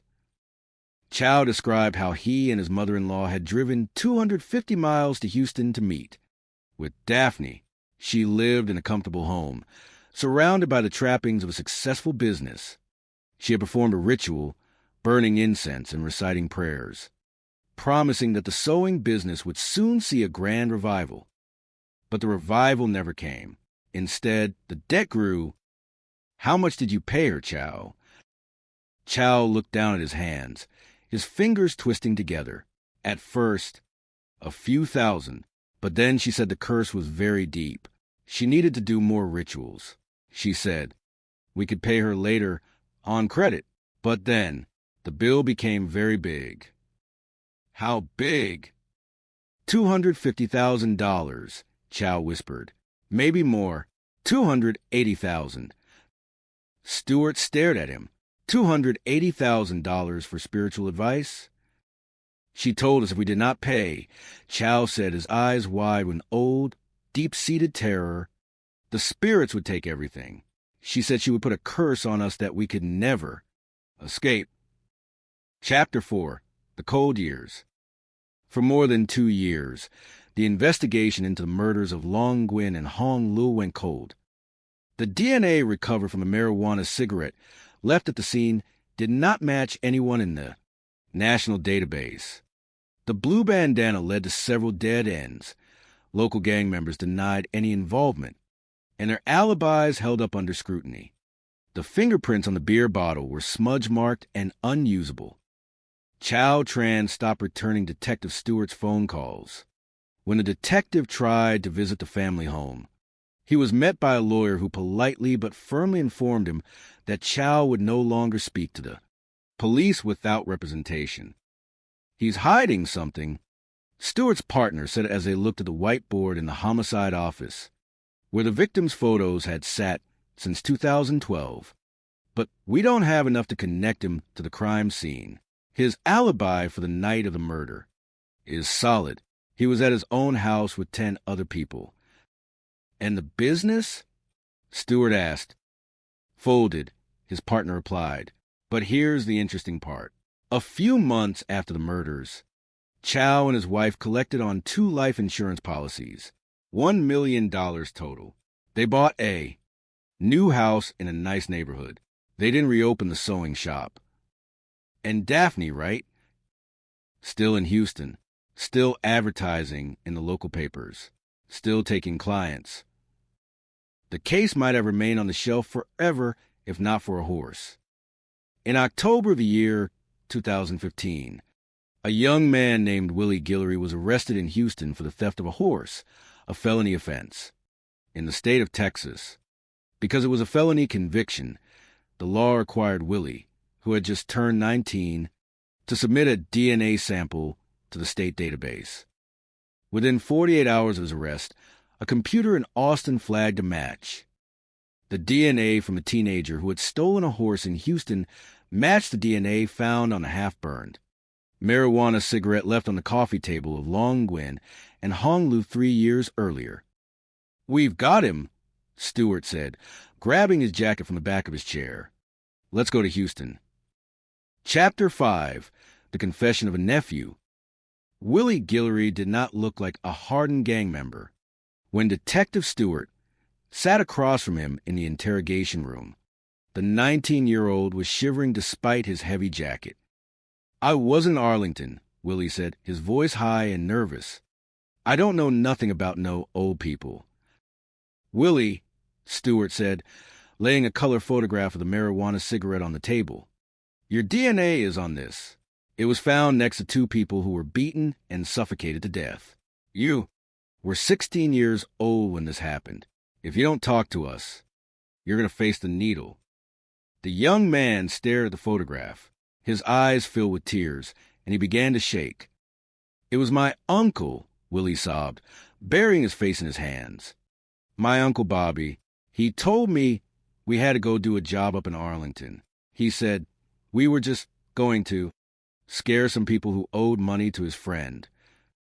Willie described how his uncle, Bobby Guillory. Had driven him 3 hours north to Arlington on the night of June 9th, 2012. Bobby had a key to the apartment. We went in before they got home, Willie said. Bobby had all this stuff. He had the blue bandana, the beer bottle, the pills. He told me to throw the CDs on the floor.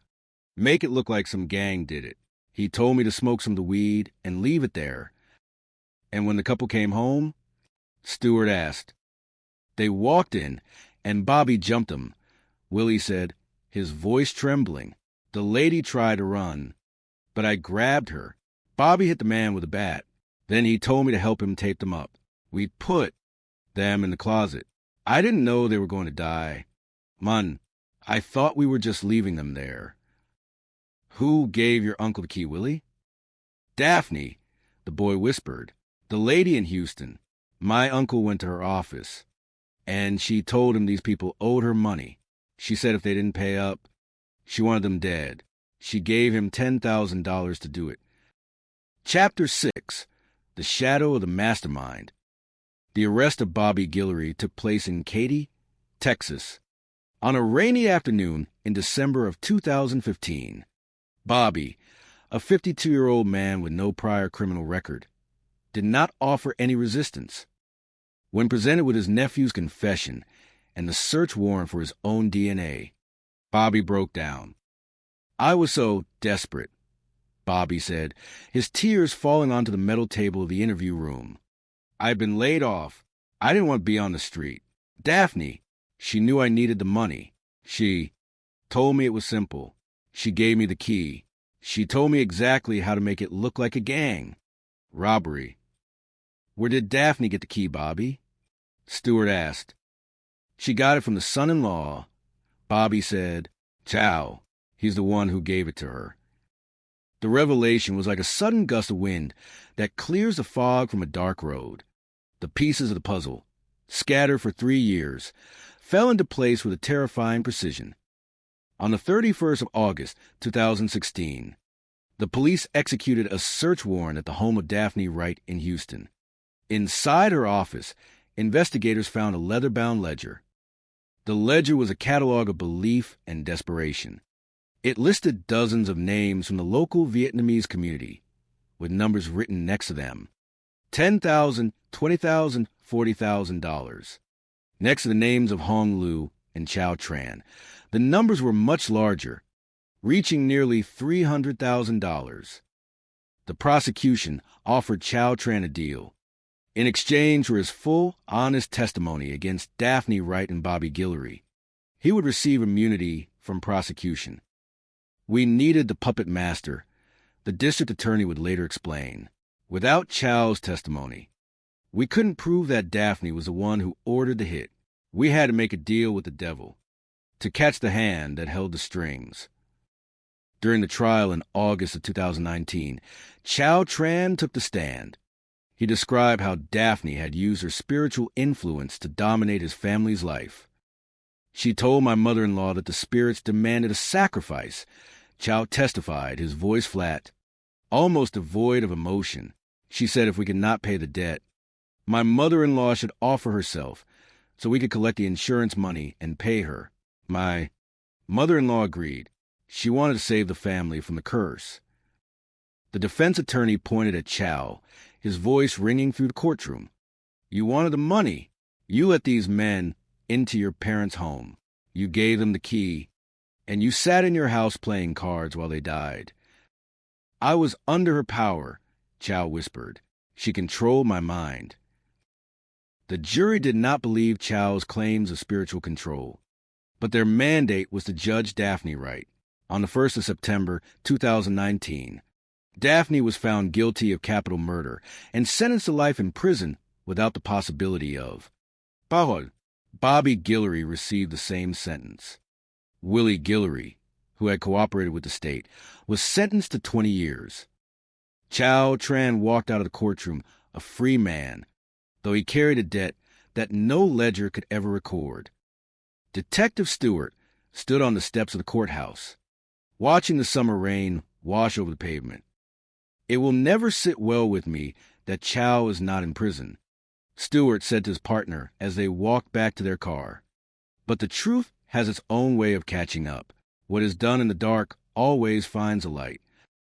The morning sun over Arlington, Texas, usually brings a warm, golden glow that promises new beginnings. On the 10th of June, 2012, at exactly 7:29 in the morning, the peaceful silence of the early hours was broken by a call to emergency dispatchers. The voice on the other end belonged to Chow Tran, a 38-year-old Vietnamese immigrant.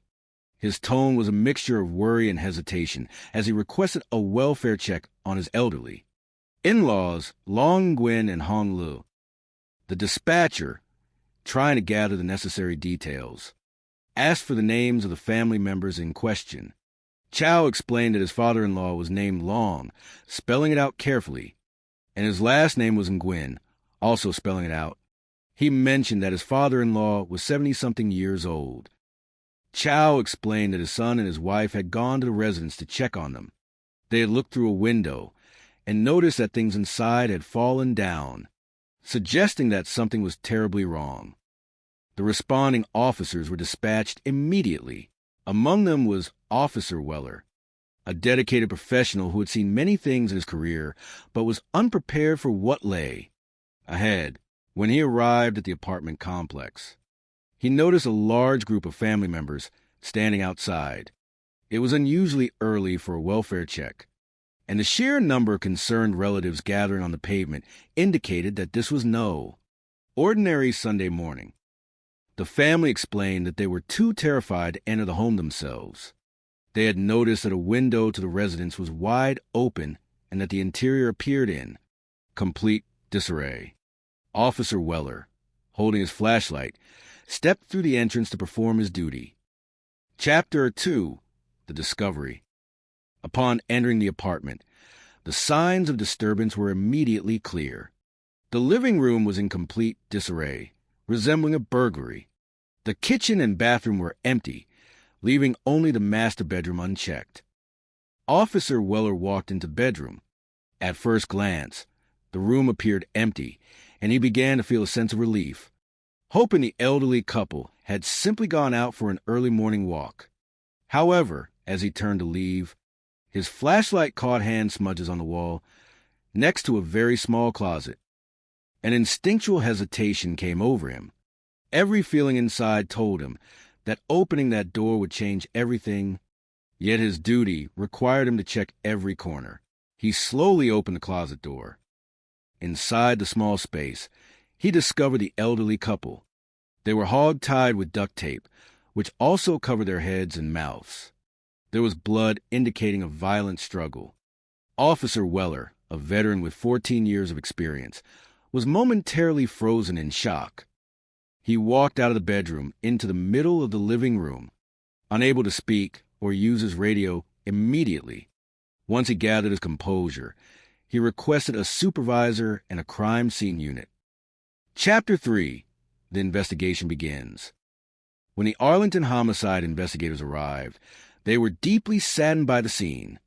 Detective Stewart, a veteran with 21 years in homicide, noted that this was one of the most violent scenes he had encountered. The physical evidence suggested the victims had been beaten with a blunt object before being placed in the closet. Initially, the scene suggested a robbery gone wrong. There was evidence of ransacking, with items like compact discs scattered across the floor. However, certain elements seemed unusual for a typical burglary.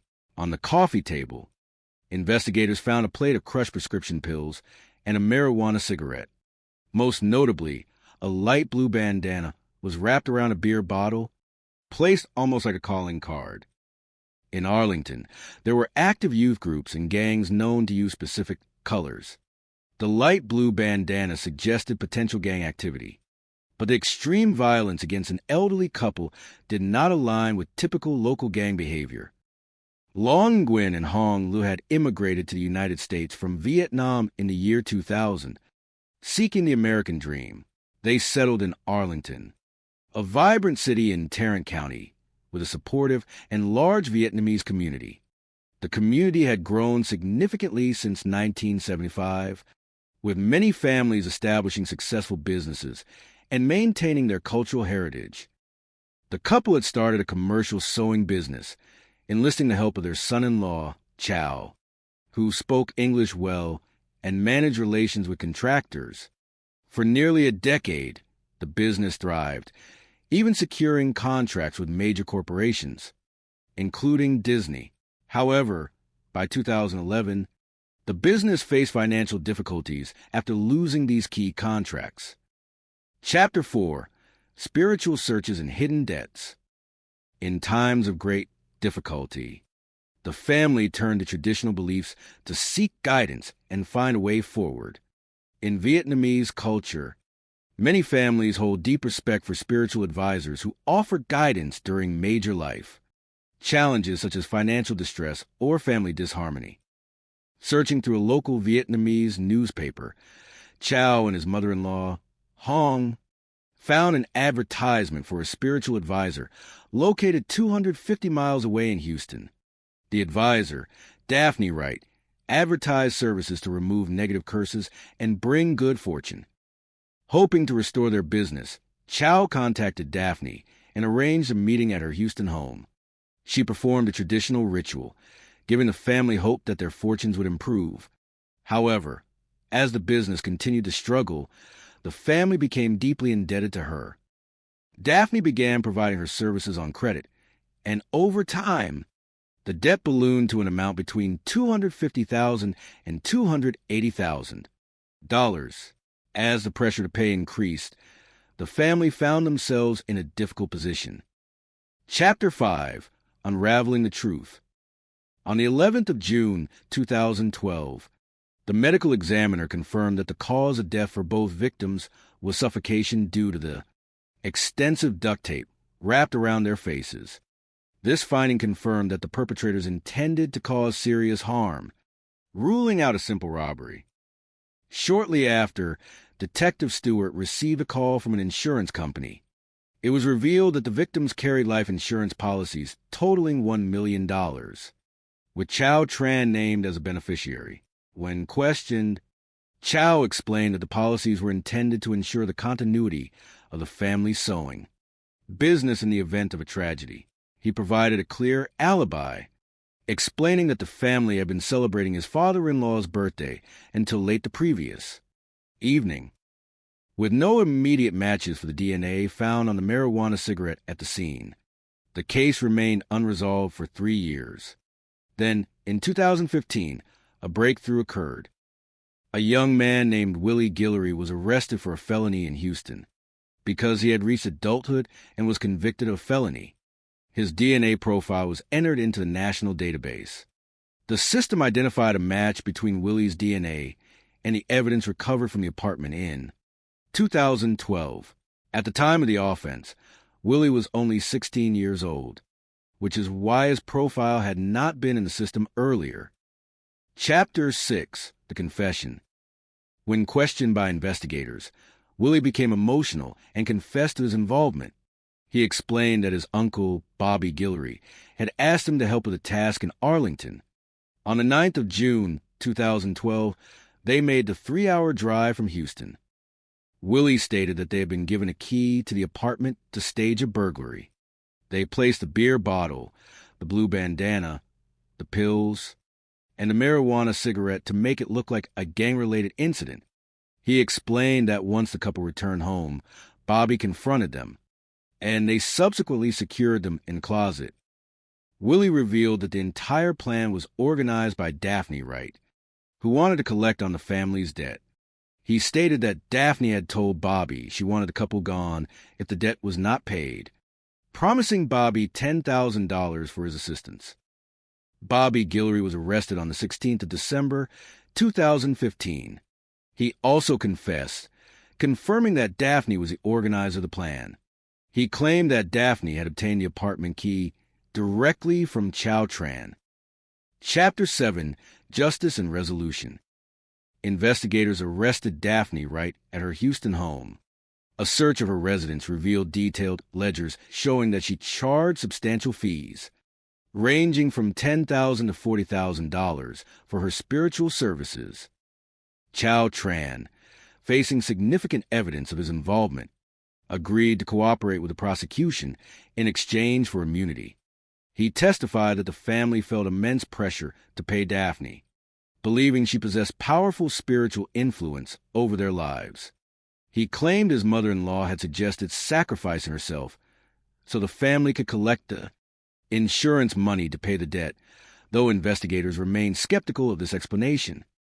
On the 26th of August, 2019, Daphne Wright's trial began. Chow's testimony described her as a demanding individual who insisted on payment.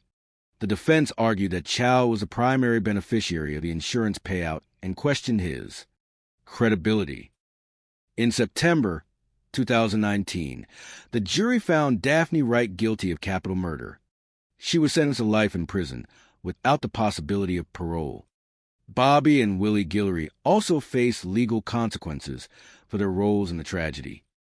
The resolve of the investigators and the strength of the community ultimately brought the truth to light, ensuring that those who sought to exploit others were held accountable, leaving a lasting lesson about the values of honesty, family support, and the pursuit of true justice. The morning sun over Arlington, Texas, usually brought a warm, golden glow that painted the wide streets and cozy apartment complexes in shades of amber and promise.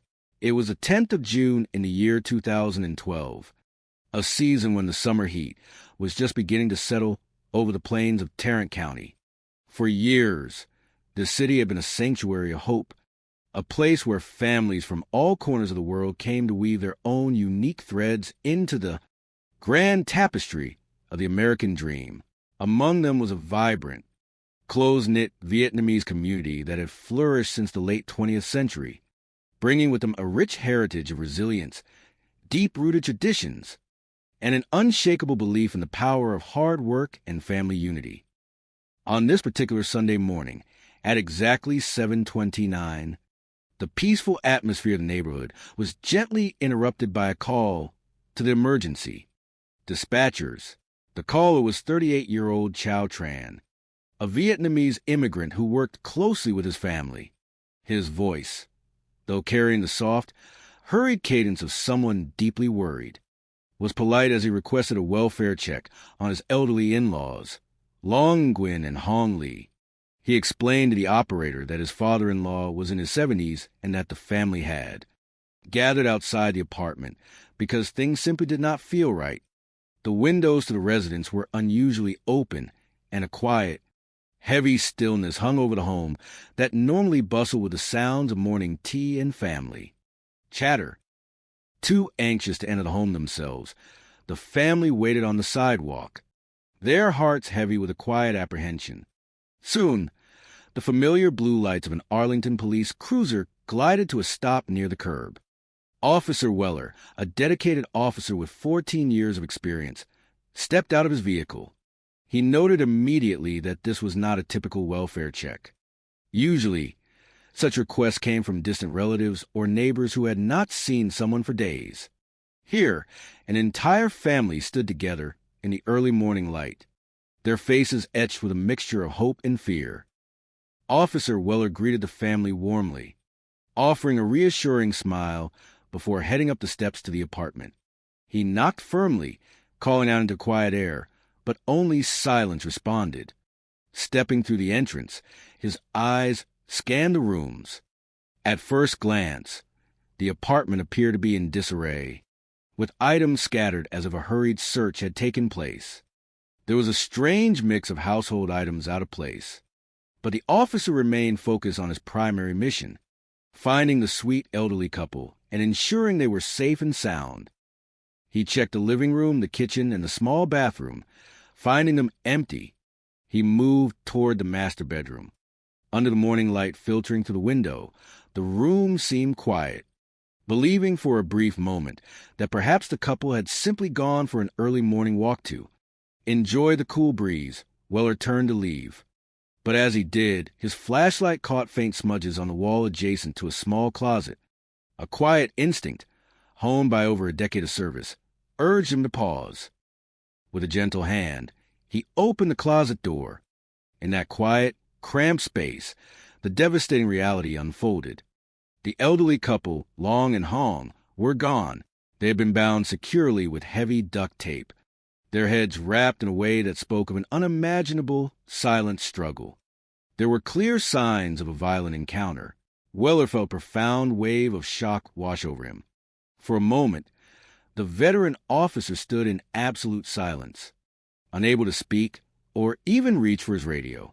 The sheer contrast between the peaceful, gentle lives this couple had lived and the gravity of their end was deeply moving. When he finally gathered his thoughts, Weller stepped back into the living room and called for his supervisor and the homicide unit. Within an hour, Detective Stewart, a veteran investigator with 21 years of experience in solving the city's most complex mysteries, arrived at the scene. Stewart had seen many things in his long career, but this particular scene touched a deep chord of sorrow and determination within him.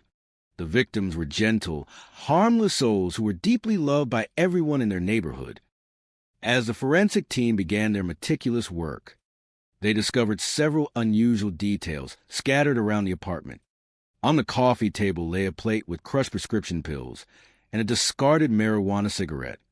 More peculiar still was a light blue bandana wrapped carefully around a beer bottle, left in a prominent position as if it were a deliberate calling card.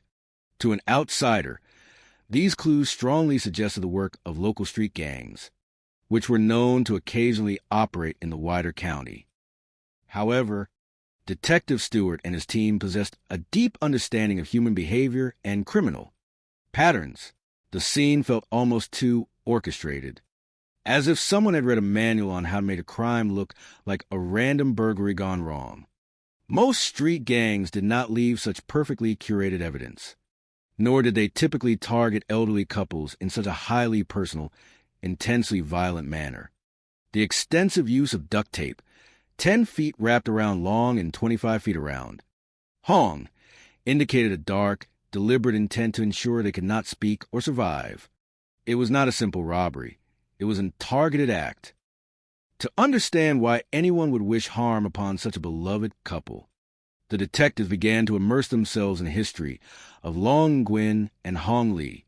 The couple had immigrated to the United States from Vietnam in the year 2000, bringing with them their 3 children and a heart full of dreams. They settled in Arlington, a city known for its welcoming spirit and thriving Vietnamese community, which had grown beautifully since the mid-'70s. Long and Hong were industrious and visionary. They established a commercial sewing business, pouring their hearts into crafting quality garments. To help bridge the language barrier and manage daily operations, they enlisted their son-in-law, Chow Tran, who spoke fluent English and became the welcoming face of the business.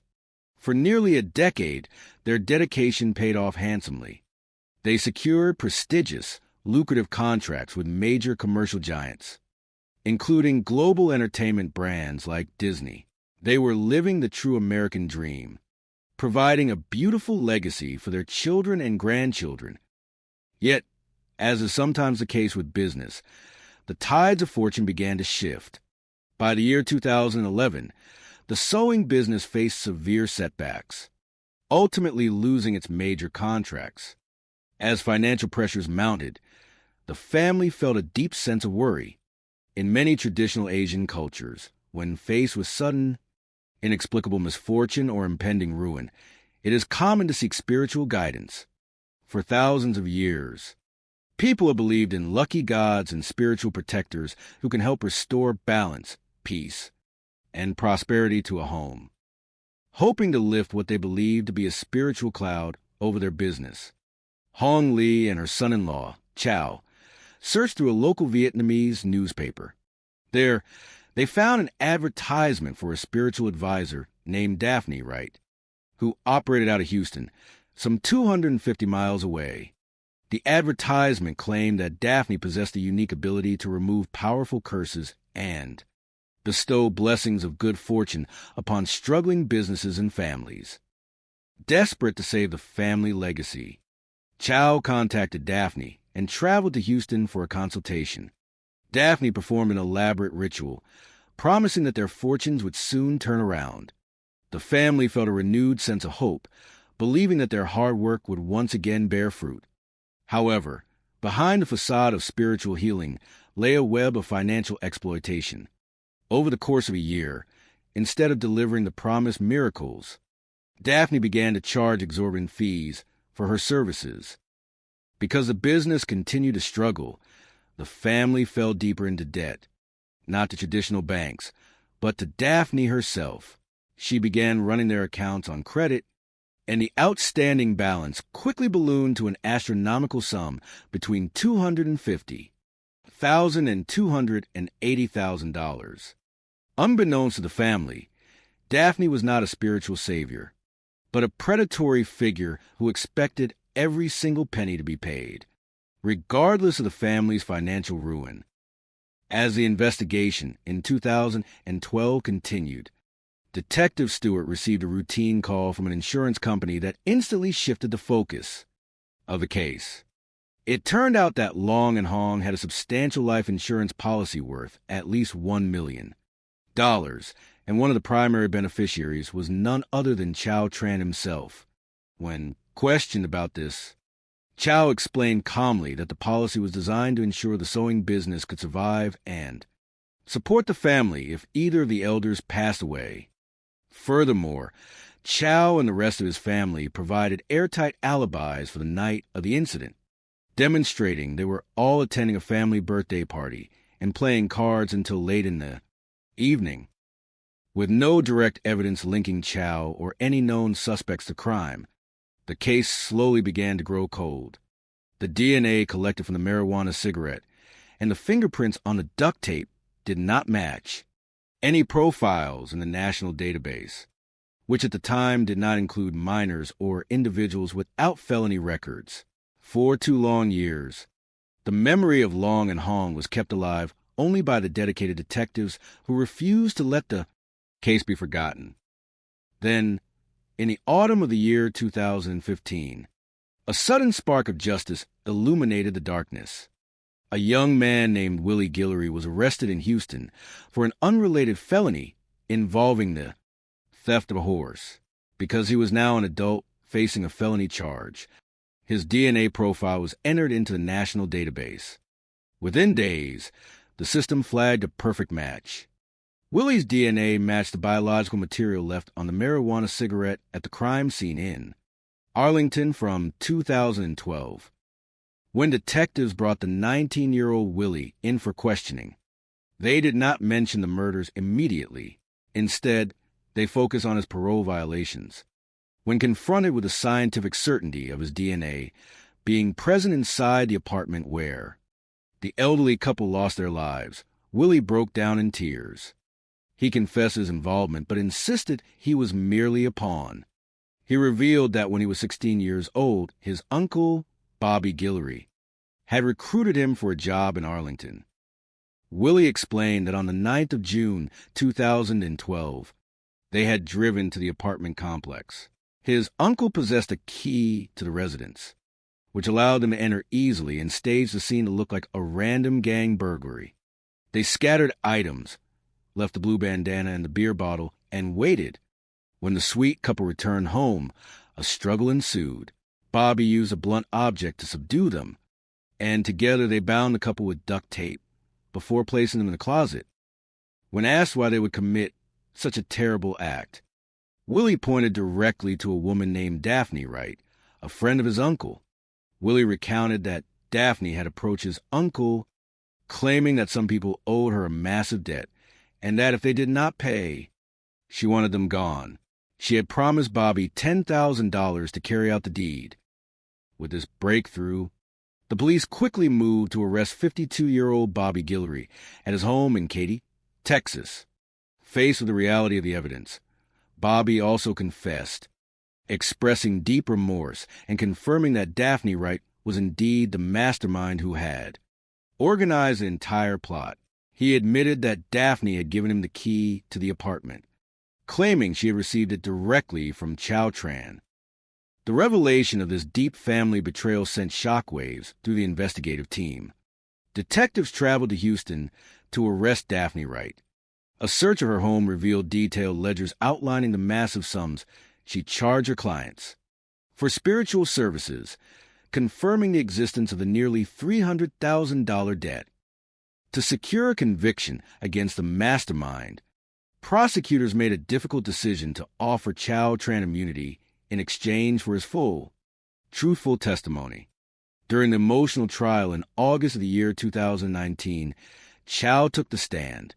He painted a vivid picture of Daphne as a manipulative, greedy figure who exerted an intense psychological hold over his family, leading them to believe she possessed immense spiritual powers that could build or destroy their lives. He claimed that his mother-in-law, Hong, had even suggested sacrificing herself so the family could collect the insurance money to satisfy the debt and protect the family from Daphne's supposed curses. Though the defense argued passionately that Chow was highly complicit and motivated by the large insurance payout, the jury ultimately focused on the evidence of the organized plot. In September of 2019, Daphne Wright was convicted of capital murder and sentenced to life in prison without the possibility of parole. Bobby and Willie Guillory also faced the legal consequences of their actions. Though the path to justice was long and filled with complex human emotions, the community of Arlington found solace in knowing that the truth had finally been brought to light. The memory of Long Nguyen and Hong Lee, their warmth, their dedication to their family, and their pursuit of a beautiful life remained a lasting inspiration to all who knew them, proving that even in the face of deep shadow, the light of truth and human decency will always prevail. The summer sun was just beginning to cast its golden warmth over the city of Arlington, Texas. On the morning of June 10, 2012, to anyone passing by the quiet residential streets, it seemed like the start of another peaceful Sunday. Families were waking up, the scent of fresh coffee drifted through open windows, and the gentle hum of morning traffic whispered in the distance. Yet, beneath this calm exterior, a deep sense of unease was quietly brewing outside one particular apartment complex. The call for help. At exactly 7:29 in the morning, the silence of the emergency dispatch center was broken by a trembling voice. A 38-year-old Vietnamese immigrant named Chow Tran was on the line. His voice, heavy with anxiety, struggled to find the right words as he requested a welfare check on his elderly in-laws. Chow Tran, can you please send someone over to check on them? I am very worried. Dispatcher, can you give me their names, sir? Chow Tran, my father-in-law's name is long. His last name is spelled Nguyen. He is 70-something right now. Dispatcher, okay, sir, we are processing a request. Is there any reason you believe something is wrong? Chow Tran, oh my God, you know what? My son and my wife, they said they're looking over there right now. They say that they saw everything falling down inside. The dispatcher assured Chow that officers were on their way. Chow had initially sent his teenage son to knock on the front door. The young man had knocked repeatedly, his heart beating faster with each unanswered thud. There was no response. As more family members began to gather outside the apartment, their collective worry deepened into a tangible dread. They noticed that a window of the residence was slightly open and the blinds were askew. Too terrified to step inside themselves, they stood together on the pavement, waiting anxiously for the police to arrive. The first officer on the scene. Officer Weller was the first to answer the call. As a seasoned member of the local police force, he had conducted countless welfare checks. But as he pulled up to the apartment building, his instincts told him this situation was different. An unusual gathering. The sight of an entire family standing outside the apartment at such an early hour was highly unusual. Normally, welfare checks were called in by distant relatives or concerned neighbors later in the day, not by a large, frightened group gathering at dawn.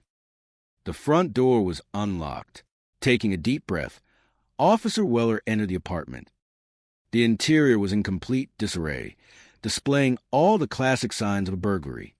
Drawers were pulled out, belongings were scattered across the floor, and furniture was displaced. Officer Weller. I called out into quiet rooms, hoping for a voice to answer, but there was only silence.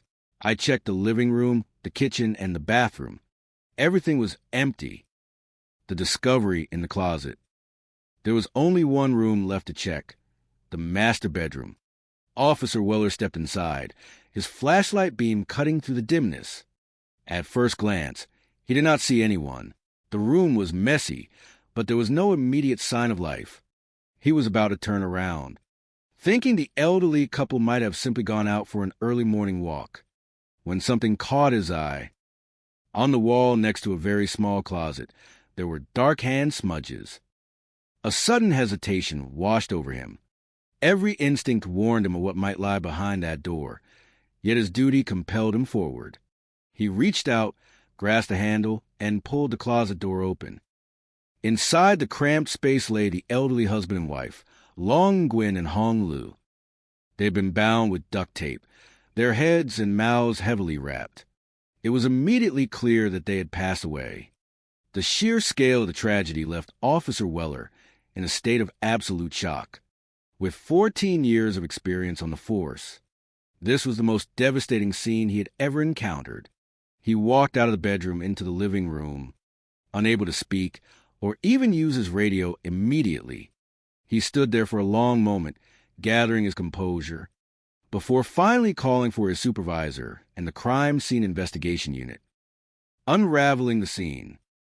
When the Arlington homicide investigators arrived, they were equally shaken.